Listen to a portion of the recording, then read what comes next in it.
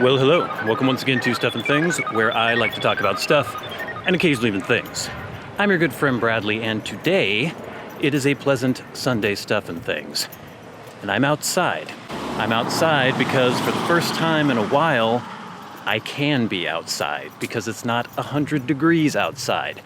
Not that things were any better inside, but we're going to get into that. We have so much to talk about on this Sunday Stuff and Things. I don't even really know where to begin. I do have my handy notes with me though. I've also got auto ISO going on this with my variable ND, so hopefully you can actually see me. It's too bright for me to see the screen right now. But anyway, on this Sunday Stuff and Things, we will be talking about upcoming videos. We will also be talking about the trip that I took with my fiance to Winthrop. That was quite enjoyable in spite of the heat over in Eastern Washington. Not that it was any better here. We will talk about the crazy heat wave. We're going to have to talk about that because, you know, sometimes I like to complain about the weather, and I don't think there's ever been a better opportunity to do that than right now. We will also talk about the winner of our giveaway. We did have a giveaway, I guess it was 2 weeks ago when you're seeing this now, and we found a winner. I used a random number generator, and we have somebody who has won one of the journals. And we will also have your questions in hashtag askstuffandthings. So, let's get into it.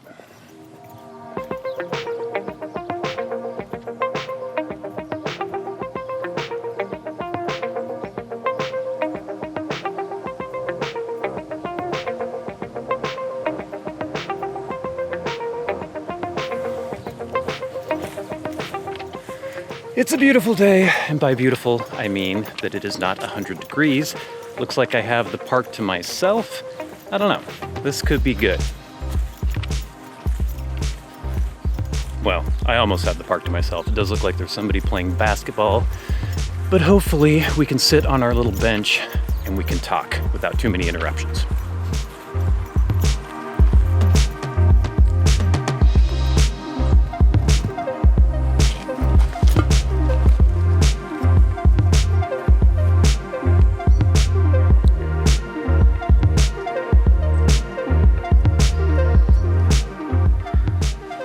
Okay, I think that's gonna work. I don't think we need the ND filter as high as it was. Let's see. Are you gonna be able to do this?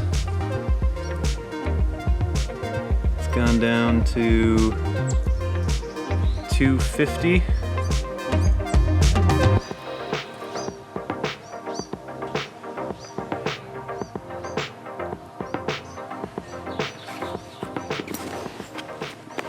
Okay, it looks like the sky is a little bit blown out behind me, but we're gonna ignore that for now. I brought my coffee, I brought the run of show, and I also brought some copious notes because we have many things to discuss here and it's gonna get technical. Well, some of it when we talk about the weather. But the first thing on the run of show was upcoming videos. Now, you know that I wasn't here last week for the Sunday Stuff and Things, even though we did have a Wednesday video. It was part 3 of my 9-month guitar challenge. You should check that out if you haven't seen that yet. That posted on Wednesday of last week. But this coming week, we're gonna have our Winthrop video. My fiance and I were in Winthrop in Eastern Washington, and it is a place I hadn't been to since, I think it's been 27 years, 26 years, something like that. So it's a place I used to go to as a kid all the time. Absolutely loved it. It was a huge part of my childhood. There was a cabin that my grandparents had in Eastern Washington, or near Winthrop in Eastern Washington.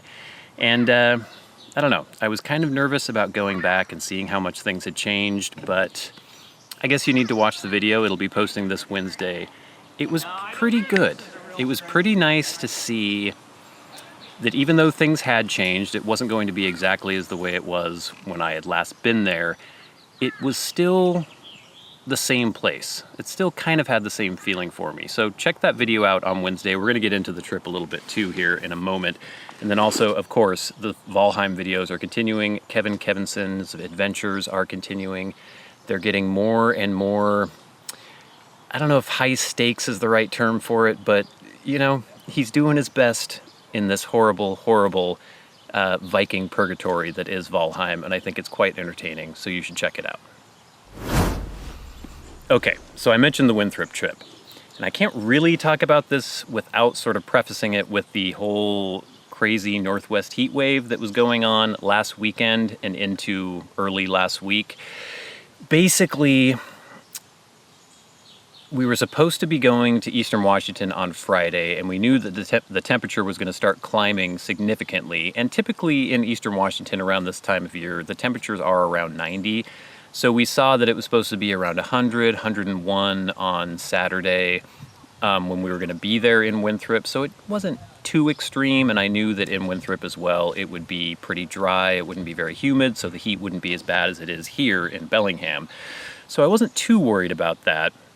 But we started our trip. We started driving on, I guess it's State Route 20 I call it the Cascade Highway, but I guess it's technically called State Route 20, which goes east from a little town called Sedro-Woolley that's on I-5, or no, Sedro-Woolley isn't on I-5, but it's not very far from I-5. If you're going south from Bellingham, you get off, you go to Sedro-Woolley, and then you pick up on the Pacific Coast, not the Pacific Coast, the North Cascades Highway, Highway 20, going east.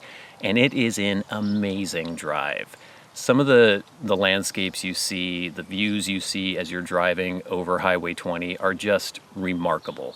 You go up to Lake Diablo, there's Ross Dam, Ross Lake, just incredible mountain peaks, snow-capped all year round. Very, very rugged, raw, jagged mountains because they're newer. It's not like on the east coast of the US where everything is sort of a little rounded hill. And it was kind of funny when we were just getting into some of the foothills around, my fiance is like, yeah, those are mountains on the east coast. I'm like, no, they're not mountains here. Wait till you see some of the mountains here. And I think she had already been over the pass at some point maybe. But anyway, it was remarkable. We stopped off first in New Halem. Well, we stopped in this town called Marble Mount first to get some gas, and then we stopped in New Halem, which was sort of a company town built up by the electric company to manage all the hydroelectric energy that was being generated up there on the Skagit River and its tributaries. And it was already very hot, and I was starting to get a little worried because we were already getting kind of up in elevation, and it was still, you know, I don't know, 94, 95, something like that. For all of you out there who aren't in the US, when I talk about 100 degrees Fahrenheit, that's around 38 degrees Celsius. So just, you can bear that in mind so you'll know kind of what the temperatures are that I'm talking about here. But we kept going up the mountain, and we ended up stopping off on, I don't even know what you would call it exactly. It's like a little overlook for Lake Diablo. And if you've never seen Lake Diablo, it is so cool because the lake it's an artificial lake created by the damming of the river, but it's really rugged terrain, trees everywhere, mountain peaks everywhere, but the lake itself is this vibrant green. And it's because of something they call, is it stone flower? Where it's basically particles of stone that have eroded off the mountain create this sort of bloom in the water, and it looks so cool. When you see the actual Winthrop video that I post this Wednesday, I'll have some good footage and also some great pictures of that to show you. It was absolutely fantastic though. And just going over the mountain pass was so cool. And a lot of things were sort of coming back to me even though it had been so long, specific curves that you go around and different parts of the landscape. And one thing I was telling my girlfriend, or my fiance Diamond, about as we were driving was that as a kid, I was always just staring out the window, just hoping beyond all hope that I would see a bear. And lo and behold, as we were driving through, and unfortunately I didn't get any footage of this, just as we had gone over the highest point of the pass, or a little after, I was looking off to the left as we were driving, and on this big slope, sort of bare with just like loose rocks and scree, I saw a bear. And I was like, a bear, a bear, a bear, like pointed out, and Diamond just like barely caught it out of the corner of her eye, but there was a bear. It was just moseying down the hillside. It was a brown bear. Well, it wasn't a brown bear, it was a black bear, but it was a brown black bear. I know there are maybe just like a few brown bears or grizzlies in the North Cascades, but they're super rare there. So I'm very sure it was a black bear. But black bears can range anywhere from like black, where they seem to be more, it seems like the Northeast, they're more black, and then around here they seem to be more brownish, usually, or kind of a cinnamon color. But it was just, that was so exciting. It was like a childhood dream fulfilled. And then once you get over the pass and you start getting into eastern Washington and into the lower elevations, Winthrop is still pretty high up, but you just notice the landscape change so drastically. Western Washington is green, it is wet, it is vibrant. All year long, it is green, green, green. And eastern Washington, because of the rain shadow effect of the Cascades, is much drier. It's typical of, like, I guess just the American West in general. It has extreme temperatures. It gets hot in the summer, it's pretty cold and snowy in the winter, and it doesn't get very much rain, or not anywhere near as much as Western Washington does. And so you'll just see all the fauna change, the flora change, the fauna a little bit too, but it's sagebrush and it's burrs and thistle and dust and sand. There are still fir trees and pine trees and things like that, but they're a little more sparse. It's just not as lush and verdant.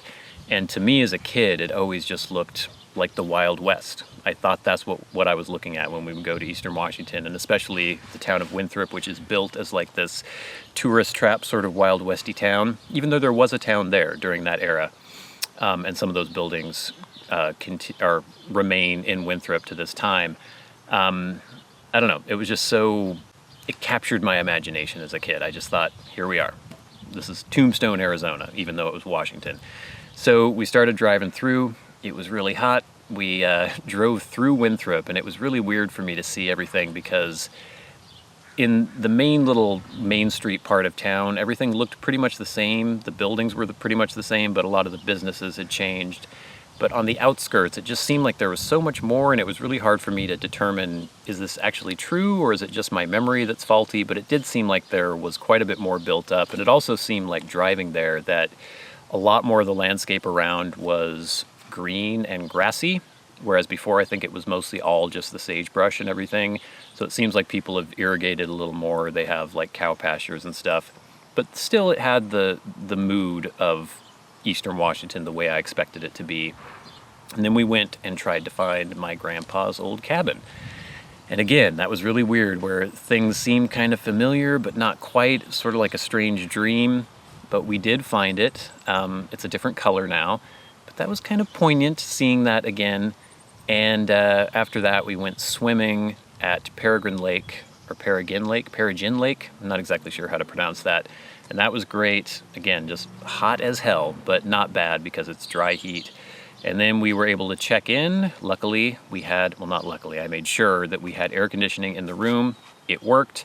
And then we just kind of explored the town a little bit. We had fun seeing some of the shops. We had dinner at Three Fingered Jack's, which was the saloon, well, sort of saloon / diner or restaurant, which I was never able to go into when I was a kid, so I was always very curious. Decent hamburger there. And then, the next day we got to go ride horses on a ranch, and by that point it was like 101 degrees and rather hot, so riding horses outdoors was a bit of a stretch, but some of the trail we were riding was sheltered kind of in a forested area, so it wasn't too bad. And I had a lot of fun on a horse. Again, it had been over 20 years since I had ridden a horse, probably over 30 years since I had ridden a horse, so that was really cool. I was having fun trying to like make it trot and not get bounced off of it. It was Western style riding, so not English style or like European continental style. So you're not supposed to post to the trot. You're not supposed to like stand up in your stirrups. You're supposed to just squeeze it with your thighs and just like, ugh.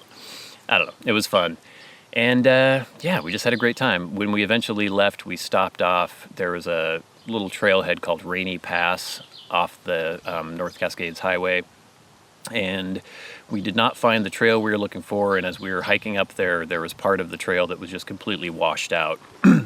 I think because the temperatures had been so high, even though there was some snow on the ground up there, it was over 90 degrees way up there near the top of the pass. And there was just this like flood going over the trail and you could not get past it. So we were trying to go up to this cool little meadow.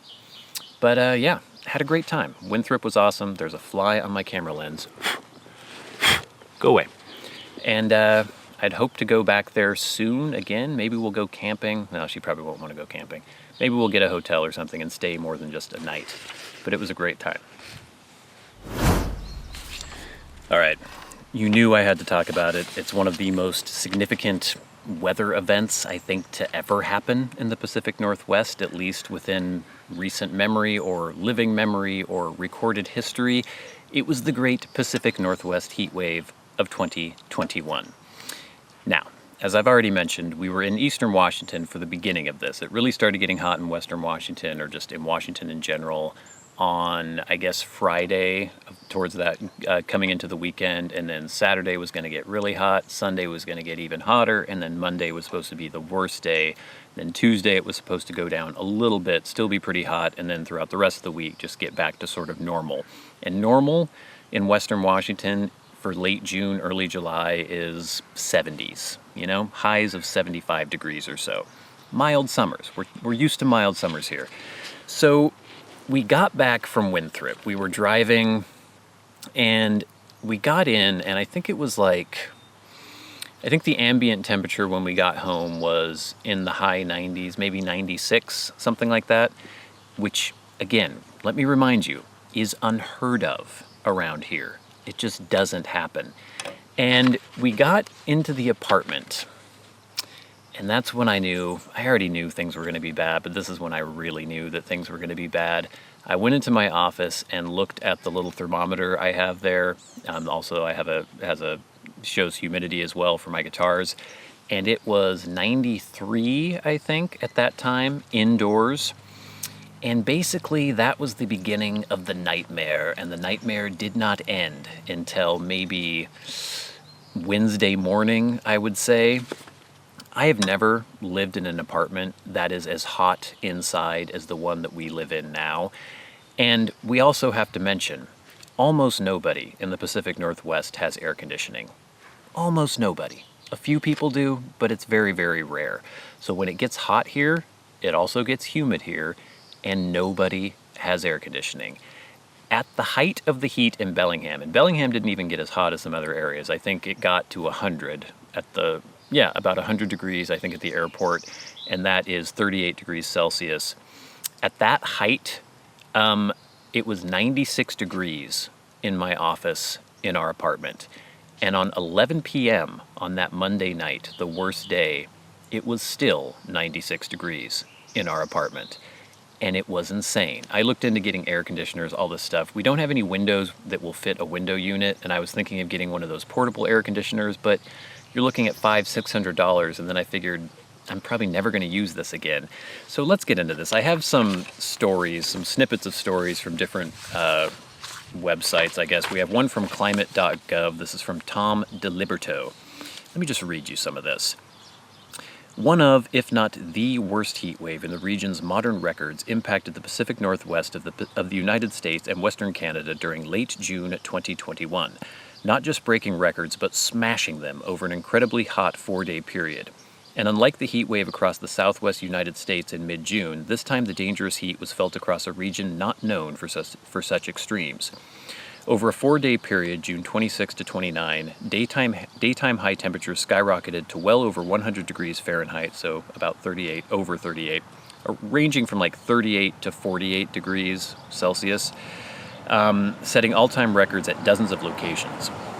Portland, Oregon's average high temperature over this period was 112 degrees Fahrenheit, the hottest 3-day period on record by an astonishing 6 degrees. All 3 days, 108 on June 26, 112 on the 27th, 116 on the 28th, set all-time heat records for the city. Seattle, Washington also had back-to-back days that set all-time heat records, 108 on June 28th after reaching 104 the day prior. In fact, in the previous 126 years, Seattle had only hit 100 degrees 3 times. It reached that mark in 3 consecutive days in June. How did it get so hot? As with most questions about the atmosphere, there are multiple answers. The most direct cause of the blistering heat was a high-pressure system stronger than ever observed in the region that sat over the region for several days. Unwilling to move like a stubborn dog on a walk, the cloudless skies and sinking air associated with the high pressure helped record temperatures build. Adding to the heat in some locations was the prevailing winds, which in the northern hemisphere always blow clockwise around high pressure. I didn't know that. That's interesting.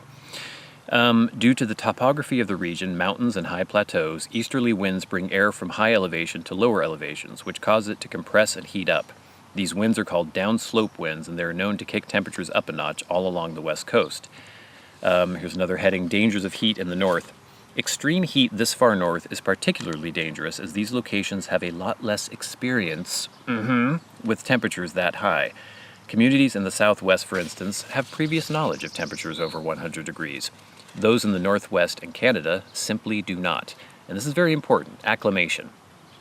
And this manifests itself through the built environment. Air conditioner use in the Southwest is virtually mandatory, yet in Seattle, according to the New York Times, there is a culture against air conditioner use, which is kind of interesting. I don't know if there's necessarily a culture, but it's just, we just don't do it. You just don't think about it. NPR notes that Seattle ranked as the least air-conditioned city in a comparison of the top 15 metro areas in the U.S. Only 44% of homes in Seattle have primary air conditioning installed, which I thought was high myself. I'm surprised that there's even as many as 44% of the homes in Seattle, and I can only imagine that it's even less in Bellingham, where I live. So here's a snippet from an NPR story, I guess the one that they were just quoting. Says, as record highs are being, this is by Scott Newman from the NPR, or from NPR. As record highs are being broken throughout the Pacific Northwest, the lack of air conditioning in many homes in such cities as Portland and Seattle could make an already brutal heat wave even more dangerous. So they're talking about some of the high temperature spikes in Portland, 112, 115. In Seattle, it was so hot the city closed a community pool due to unsafe, dangerous pool deck temperatures. And then they said, basically just going over some of the information about air conditioning, I guess Portland has 78%, which is kind of surprising. I know that Portland typically gets hotter than Seattle, though. So they close by saying the Pacific Northwest, west of the Cascade Mountains, has a history of very mild summers, so the need for cooling has not been a strong driving force. Wes Davis, the Director of Technical Service for the Air Conditioning Contractors of America, wrote in an email to NPR. And then finally, a snippet from a story from CBS News by Jeff Berardelli. Pacific Northwest bakes under once-in-a-millennium heat dome. In the case of this specific heat dome, so I'm taking excerpts from this story, which is a mountain of hot air stacked vertically through the atmosphere, it is a once-in-a-1,000 or even 10,000 year event for this particular area. How do we know? It's actually quite simple to explain. The intensity of a heat dome is measured by how thick the atmosphere is at a given spot. The hotter the air in that column, the larger the thickness of air in that column, because heat expands. Bugs. In our historical record of North America's Pacific Northwest, this heat dome registers a statistical standard deviation from the average of greater than 4. That's crazy. In layman terms, that means it falls more than 4 deviations to the right of the center of a typical bell curve, and that equates to values with less than a 99.99% chance of happening. So it was just, this shouldn't have happened. It's insane that it did. It was basically the perfect storm of weather. In other words, I can't speak now. Statistically speaking, there is a 1 in 10,000 chance of experiencing this value. So if you could possibly live in that spot for 10,000 years, you'd likely only experience that kind of heat dome once, if ever. So at least that's sort of good news. This should probably never happen again. It is worth noting that our historical record is limited and statistics like this are very sensitive to small changes, but it seems like an overstatement to say there is a 1 in 10,000 chance of having a heat dome like this, if it seems like an overstatement. It is certainly not an overstatement to say that this kind of event you would expect to experience only once in 1,000 years. So, it was a generational, once-in-a-lifetime, once-in-1,000 lifetimes experience. I hate the heat. You know that. You know I complain when it gets hot, especially because when I have to work in the heat, it's not fun. We were supposed to work Monday, but we were supposed to work at a town called Cedar-Woolley, and they had a high of around 110, and so thankfully we just said, no, we're not going to do that. You can't pour concrete. At least we can't pour concrete when it's 110. I'm sure that there are some people somewhere in Arizona where they're used to that and they have methods to deal with it, but we certainly do not. I was miserable, but then I sort of became kind of stoic and used to it. By Monday evening, even though it was 96 degrees in my office, I was sitting in there doing my stuff. I was okay. I mean, I wasn't okay. It was miserable and I hated it, but I can kind of get used to anything and I can sort of put up with anything. I may complain, but, you know, at the end of the day, what are you going to do? You just have to put up with it. And that's what we did. We blew fans on ourselves. We sweated naked on top of we stripped all the covers off the bed and just laid there naked in a pool of sweat with fans blowing on us, not really sleeping. And we just made do. And eventually things cooled down. It's supposed to still be, you know, upper in the low 80s, I think, in a week or so, which isn't too typical for this time. It's usually not until late August or late July, early August that you start seeing the 80s. But This week has not been bad. After Tuesday, it got back down into the 70s, and that's where I would like it to stay this summer because that is what I prefer. But yeah, you know I like to complain about the weather, and that was the granddaddy of all weather phenomena that I've ever experienced in the Pacific Northwest. It was crazy. All right, gang, before we get into hashtag Ask Stuff and Things, some good questions from you guys out there, we would like to announce the giveaway winner.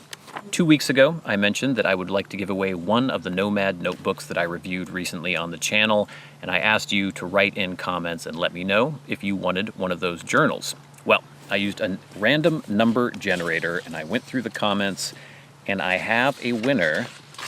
The lucky winner of the Nomad journal is Matthew Harrington. Hey! So Matthew wrote a comment in which he said, "Hey Bradley, I would love to have one of those journals. I actually stumbled upon them on Amazon about a week before you first talked about them. Haven't bought one yet, so now I'll wait a little longer to see if I win. LOL." Well, Matthew, you have won. You have won one of the Nomad journals. You need to tell me which one you want. So you can get a hold of me either through email, STUFFandThingsShow@gmail.com. That's STUFFNTHINGSSHOW@gmail. Or you can tweet to me at SATBradley. You can find me on Instagram as well. What is my Instagram? I can't remember what my Instagram is, which is kind of a bad job by me. But anyway, try to get a hold of me, Matthew, and no cheaters out there. Don't have somebody like, "Yes, hello, I am Matthew Harrington." We want the real Matthew Harrington. Let me know which journal you would like. Let me know your address, and I will get that off to you as soon as I can. Thanks, everybody, for leaving comments. It's fun to do a giveaway like this every once in a while, and we may do one in the future. So, yeah, stay tuned for that. All right, gang, it is time for hashtag Ask Stuff and Things. Remember, if you have a question for me and you would like it answered on the Sunday Stuff and Things, tweet at SATBradley with the hashtag Ask Stuff and Things, and I will do my best to answer you on the next Sunday Stuff and Things. Also, if you are a Patreon supporter, you can write to me on there, or you can leave me comments on YouTube videos, and I try to weed through those as well and pick out the good questions. So, first, from Patreon and Raymond Desailly. Raymond, I don't know if I'm pronouncing your name correctly, but thank you for being a Patreon supporter. Raymond says, "Hi Bradley. Like you, I'm a former cigarette smoker. Perhaps you'd agree that one of the best times to was after a meal. Is it just me, or is it not the same for pipe tea? Just about every blend type I try just doesn't seem to taste as good after eating. What about you? Do you enjoy right after a meal, or do you wait for a fresh and cleansed palate? By the way, I wouldn't say no to one of those Nomad journals. Please add me to the draw. Shipping to Canada is easy and affordable. Your audience member, Raymond from Toronto." Thank you, Raymond. I'm sorry you didn't win, but thanks for entering.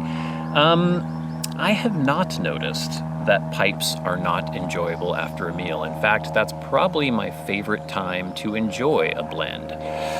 I guess it's specific kinds of blends, though. I might typically go for something a little more, maybe a little more sweet after eating. But yeah, I don't know if anyone else has experienced what Raymond has, but for me, it's definitely something I enjoy a lot. It sort of finishes the meal. It's kind of like my dessert. So yeah. Next from Twitter, we have Matt Piccolo. Matt says, "What are a few good beginner dark-fired Kentucky blends? Please no crumble cakes, and I don't usually like super high Nick blends." For dark-fired Kentucky, I mean, they're all usually pretty strong. They're gonna be, if it's a burley blend in general, it's usually pretty strong, and then dark fire just seems to accentuate that.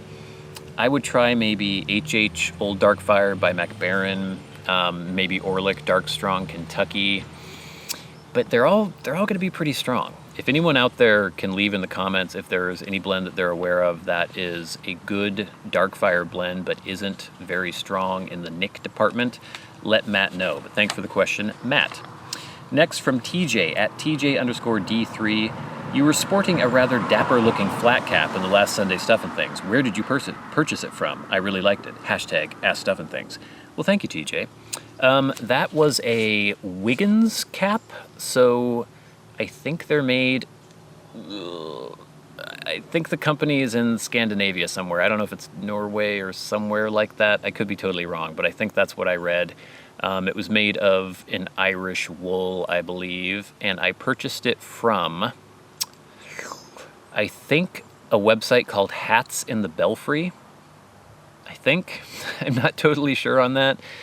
But I can look into that. But yes, it was Hats in the Belfry. And it was a Wiggins cap, a newsboy style cap. Next from Jack at Jack49762685. Jack says, new to the hobby. Where is a good place around Bellingham to buy pipe tea? Nowhere. Unfortunately, we actually used to have a couple pretty good brick and mortar stores in Bellingham, but as far as I know, every single one of them is gone. The main one that I used to go to, the Senate shop in downtown Bellingham, that closed up several years back, and there was another kind of weird one that wasn't great, and I don't think that is still in existence. So as far as I know, there isn't a single brick and mortar store left in Bellingham, at least not one that has a good selection of blends. There might be maybe a head shop or something where you could find something, but not that I know of. Sorry, it kind of sucks. Next from literally Kittler at literal_Kittler. What is the strongest blend you have had that was still enjoyable? That's an interesting little caveat at the end, because I've had some. If you're talking about Nick, I would say Brown number 4, Rope, was probably the strongest I've ever had, and it was enjoyable. You probably couldn't have a whole bowl without feeling a little peaked. I can't really think of anything else that would be stronger than that, and it still tasted great. You just have to be a little careful, make sure you've had a meal and everything. Just don't go in like first thing in the morning on an empty stomach. Next, via YouTube, this is Corbin Bourbon, one of our good friends. Dear Bradley, I would love to receive the journal with your scribbles, please. Sorry, Corbin. Also, have you considered adding more length to the Valheim videos? It seems like a longer game, and I would love longer videos. Hashtag askstuffandthings. I would love to do longer videos if possible, but if I explain to you my process a little bit, I usually record for upwards of 45 minutes, sometimes up to an hour for each video. So if you think about that, that's 3 hours of actually recording for a week's worth of videos, and then the editing process takes a bit longer after that. It's just a matter of time. I just don't have the time to do longer videos. Maybe that'll change in the future, but as of now, it's basically, I try to record gameplay videos on Monday, Tuesday, Wednesday after work. So I get home from work, I'm really tired, but I still try to record those videos. It takes about an hour or so after work, and then I have to edit them, and then by the time I'm done, it's like time to work out and have dinner and shower, and like it's really hard to fit all that into every single day. So I appreciate the fact that you want more content. That actually means a lot, and I'm glad you're enjoying that series, and thank you for the question. But now, gang, I think it's time for the very best part of the show, and that is where I thank you, the Patreon supporters who make all of this possible, the camera and the microphone that I'm speaking into right now, all the lights and all the other equipment, the blends that we're able to get for review. You guys make all that possible, and I can never thank you enough. If you would like to support the channels, there is a link in the description box below, but also just being nice, saying good things, leaving comments, sharing these videos, subscribing, that's all good too. But every week we thank our Patreon supporters, those who support the channels at over $25 a month. People like Kirk Crompton, Private Eye, Glenn, Jason Buckner, Jen O'Side, John Leone, Krisztian Kovacs, Gloria Phillips, Ryan McFadin, Matt Marino, Joe Heaphy, and then of course there are the Maniacs, people who support the channels at $100 a month. People like Peter Straub, our very good friend and an amazing author, Bob Magee, and David Gaudreau. Thank you all so much for your support. Thank you all so much for watching. Thank you for bearing with us as we were gone last weekend. A much enjoyed little vacation that we took in spite of the heat. And yeah, stick around for the Winthrop trip video coming up on Wednesday, and then Valheim Monday, Wednesday, Friday, and then a lot of other great things. If you haven't watched the guitar, 9-month guitar challenge video that posted last week, check that out. It's getting good. Or I'm kind of getting good, or I'm sort of getting better. I actually talked a little bit about some of the frustrations I was having in that last video, but I'm still improving and I'm still sticking with my plan of practicing every single day.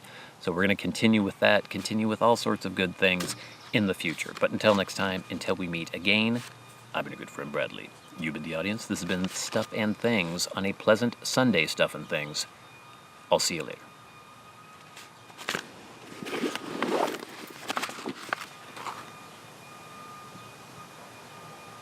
Ha!